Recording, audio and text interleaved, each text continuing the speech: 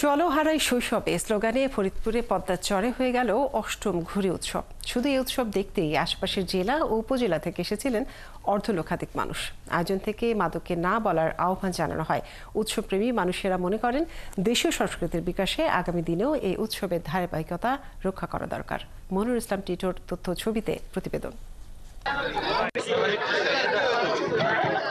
আকাশে এক সুতায় ড্রাগন, কঙ্কাল সাপ, স্টার চিল, বাদুড়, অক্টোপাস সহ বাহারি রঙের ঘুড়ি। পদ্মা নদীর বুকে ধুধু বালুচরের প্রায় 2 কিলোমিটার এলাকার আকাশ যেন সেজেছে বর্ণিল সাজে।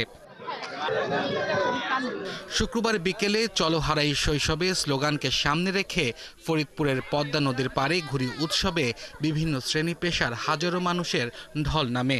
অংশ নেন শতাধিক প্রতিযোগী। বিভিন্ন ঘুড়ি উৎসবের জন্য মানুষ এখানে আমন্ত্রিত হয়, আর এখানে সবাই এসে আমরাও খুশি।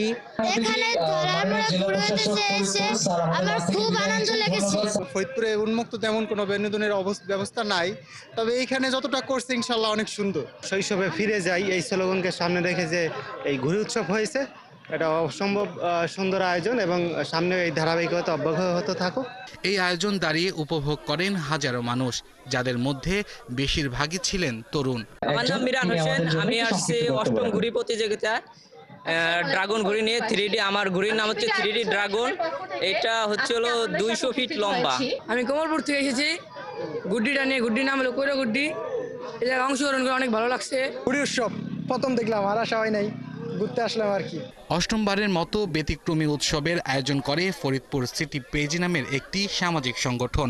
আয়োজন থেকে মাদককে না বলার আহ্বান জানানো হয়। এই ঘুড়ি উৎসব ফরিদপুর গণমানুষের, ফরিদপুর জনগণের সবার একটা প্রিয় উৎসব, যেটা আমাদের শৈশবের স্মৃতিগুলোকে মনে করিয়ে দেয় এই ঘুড়ি উৎসব। এবং আমরা আগামী বছরেও এর থেকে আরো জাঁকজমকপূর্ণভাবে এই ঘুড়ি উৎসব করব।